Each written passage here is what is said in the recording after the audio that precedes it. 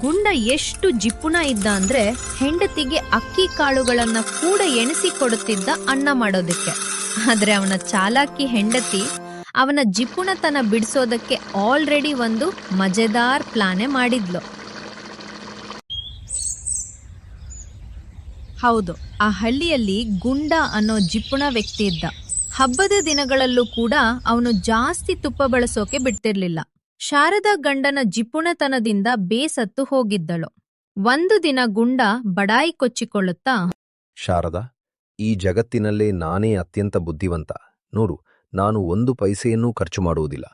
ನಮ್ಮ ಹಿತ್ತಲಿನಲ್ಲಿ ಹೂತಿಟ್ಟಿರುವ ಚಿನ್ನದ ಕೊಡ ಸುರಕ್ಷಿತವಾಗಿದೆ. ಯಾಕೆಂದರೆ ನಾವು ಏನನ್ನೂ ಖರ್ಚು ಮಾಡದೆ ಬದುಕುತ್ತಿದ್ದೇವೆ.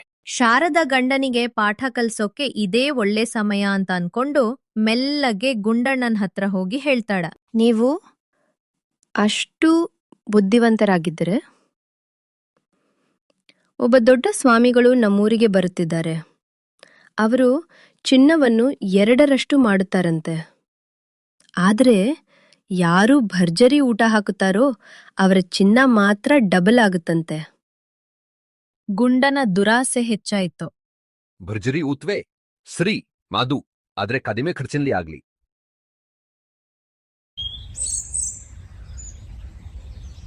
ಶಾರದಾ ಇದೇ ಚಾನ್ಸ್ ಅಂತ ಸಿಹಿ ಮಾಡಿ ಹಾಗೂ ಹಬ್ಬದ ಅಡಿಗೆ ಮಾಡಿ ತನ್ನ ಅಣ್ಣನಿಗೆ ಸ್ವಾಮೀಜಿ ವೇಷ ಹಾಕೊಂಡು ಬರೋದಕ್ಕೆ ಹೇಳಿದಳು.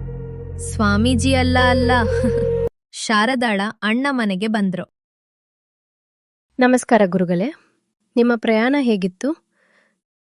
ನಮಸ್ಕಾರ. ದೇವರು ನಿಮ್ಮಿಬ್ಬರಿಗೂ ಒಳ್ಳೆಯದು ಮಾಡಲಿ. ಪ್ರಯಾಣ ಅಷ್ಟೇನು ಕಷ್ಟವಾಗಿರ್ಲಿಲ್ಲ ತಾಯಿ. ಸಂತೋಷ ಗುರುಗಳೇ. ನಿಮ್ಗೋಸ್ಕರ ಚಿಕ್ಕದಾಗಿ ಅಡಿಗೆ ಮಾಡಿದ್ದೀನಿ, ನೀವದನ್ನ ಸ್ವೀಕರಿಸ್ಬೇಕು. ಇದೇ ಚಾನ್ಸ್ ಅಂತ ಶಾರದಾ ಅಣ್ಣನಿಗೆ ಚೆನ್ನಾಗಿ ಊಟ ಬಡಿಸಿದಳು. ಅಣ್ಣ ಊಟ ಮುಗಿಸಿ, ನಿಮ್ ಚಿನ್ನ ಕೊಡ್ತೀರಾ, ಸ್ವಲ್ಪ ಕೆಲ್ಸ ಇದೆ ಹೋಗ್ಬೇಕು ಅಂತ ಹೊರಡೋಕೆ ರೆಡಿಯಾದ್ರು. ಆಗ ಗುಂಡಣ್ಣ, ಇರಿ ಗುರುಗಳೇ, ನಮ್ಮ ಚಿನ್ನದ ಚೀಲನ ತಗೊಂಡ್ ಬರ್ತೀನಿ ಅಂಥ ಗುಂಡಣ್ಣ ಅವಸರದಿಂದ ಓಡಿದ. ಗುಂಡಣ್ಣನ ಹಣದ ಅತಿ ಆಸೆಯ ಅವಸರ ನೋಡಿ ಶಾರದಾ ಮತ್ತು ಅವಳ ಅಣ್ಣ ಇಬ್ರಿಗೂ ನಗು ಬಂತು. ತಗೊಳ್ಳಿ ಗುರುಗಳೇ, ಚಿನ್ನ ಎಷ್ಟು ದಿನದಲ್ಲಿ ಡಬಲ್ ಆಗತ್ತೆ? ಸಾಮಾನ್ಯವಾಗಿ 4 ದಿನ ಬೇಕು ಗುಂಡಣ್ಣ. ಆದರೆ ನಿಮ್ಗೋಸ್ಕರ ನಾನು ನಾಳೆನೇ ಡಬಲ್ ಆಗೋ ಹಾಗೆ ಮಂತ್ರ ಹಾಕಿ ಇಡ್ತೇನೆ. ಸರಿ, ನಾನಿನ್ನು ಹೊರಡ್ತೀನಿ ತಾಯಿ, ಹೊರಡ್ತೀನಿ ಗುಂಡಣ್ಣ. ಊಟ ತುಂಬಾ ಚೆನ್ನಾಗಿತ್ತು, ನಿಮ್ಮ ಮನೆಗೆ ಬಂದಿತ್ತು, ಸಂತೋಷ ಆಯಿತು ಅಂತ ಹೇಳಿ ಸ್ವಾಮೀಜಿ ಹೊರಟ್ರು. ಆದರೆ ಗುಂಡಣ್ಣ ಮತ್ತೆ ಬಾಗಿಲ ಹೊರಗೆ ಹೋಗಿ ಹೇಳಿದ, ಗುರುಗಳೇ, ನಿಮ್ಮ ದಾರಿಯನ್ನೇ ಕಾಯ್ತಿರ್ತೀನಿ. ಸರಿ ಗುಂಡಣ್ಣ, ನಾಳೆ ಬರ್ತೀನಿ. ಮರುದಿನ ಗುಂಡಣ್ಣ ಸ್ವಾಮೀಜಿಗಾಗಿ ಕಾಯ್ತಾ ಇದ್ದ. 11 ಗಂಟೆ ಆಯ್ತು, ಗುರುಗಳೇ ಬರ್ಲಿಲ್ಲ. 2 ಗಂಟೆ ಆಯ್ತು, ಗುರುಗಳು ಬರ್ಲಿಲ್ಲ. ಹೊತ್ತು ಮುಳುಗೋಕ್ ಬಂತು, ಗುರುಗಳು ಬರ್ಲೇ ಇಲ್ಲ. ಹೇಗ್ ಬರ್ತಾರೆ ಬರ್ಲ. ಆದರೆ ಅದು ಗುಂಡಣ್ಣಂಗೆ ಗೊತ್ತಿಲ್ವ. ಗುಂಡಣ್ಣ ಸಾಕಾಗಿ ತಲೆ ಮೇಲ್ ಕೈ ಇಟ್ಕೊಂಡ್ ಕೂತ್ಕೊಂಡ. ಯಾಕ್ರಿ ಹೀಗ್ ಕೂತ್ಕೊಂಡ್ರಿ? ನೋಡು ಶಾರದಾ, ನಿನ್ನ ಅತಿ ಆಸೆಯಿಂದ ಯಾಯ್ತು ಅಂತ. ರೀ, ಅತಿ ಆಸೆನಂದ ನಿಮ್ದ? ಯಾರದ್ದೋ ಒಂದು. ಆದ್ರೆ ಈಗ ನಮ್ಮ ಚಿನ್ನ ಎಲ್ಲ ಹೋಯ್ತಲ್ಲ, ಅವನು ಯಾರೋ ಕಳ್ಳ ಸ್ವಾಮೀಜಿ ಅನ್ಸತ್ತೆ. ಚಿಂತೆ ಮಾಡ್ಬೇಡಿ ಗುಂಡಣ್ಣ, ನಿಮ್ ಚೀಲ ನನ್ನತ್ರನೇ ಇದೆ. ಗುಂಡಣ್ಣ ಖುಷಿಯಿಂದ, ಅರೆ, ಇದನ್ನ ಸ್ವಾಮೀಜಿ ತಗೊಂಡ್ ಹೋಗಿದ್ನಲ್ಲ, ಇಲ್ಲಿ ಹೇಗ್ ಬಂತು? ಇಲ್ಲ ರೀ, ಇದು ನನ್ನತ್ರನೇ ಇತ್ತು, ಅದರಲ್ಲಿ ನಾನು ಕಲ್ಲುಗಳನ್ನ ತುಂಬಿ ಇಟ್ಟಿದ್ದೆ. ನೀನ್ ಎಷ್ಟ್ ಜಾಣೆ ಶಾರದಾ.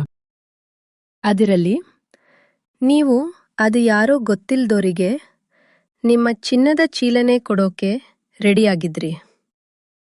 ಆದರೆ ನಿಮ್ಮ ಸ್ವಂತ ಹೆಂಡತಿಗಾಗಿ ಅವಳ ಖರ್ಚಿಗೆ ಅಂತ 1 ಪೈಸಾನು ಕೊಡಬೇಕು ಅನ್ಸಲ್ವಾ ನಿಮ್ಗೆ?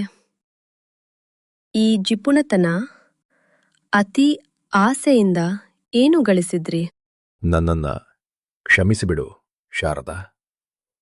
ಇನ್ಮುಂದೆ ನಾನೂ ಎಲ್ಲರ ತರಹ ಜೀವನಕ್ಕೆ ಏನು ಬೇಕೋ ಅದಕ್ಕೆ ಖರ್ಚು ಮಾಡ್ತೀನಿ. ನಿನ್ನ ಚೆನ್ನಾಗಿ ನೋಡ್ಕೋತೀನಿ. ಅಂದಿನಿಂದ ಗುಂಡಣ್ಣ ತನ್ನ ಜಿಪುಣತನ ಎಲ್ಲ ಬಿಟ್ಟು ಮನೆಗೆ ಏನು ಬೇಕೋ ಎಲ್ಲವನ್ನೂ ತಗೊಂಡ್ ಬರುತ್ತಿದ್ದ. ಹೆಂಡತಿ ಜೊತೆ ಖುಷಿಯಿಂದ ನೆಮ್ಮದಿಯಿಂದ ಇರೋಕ್ ಶುರು ಮಾಡಿದ.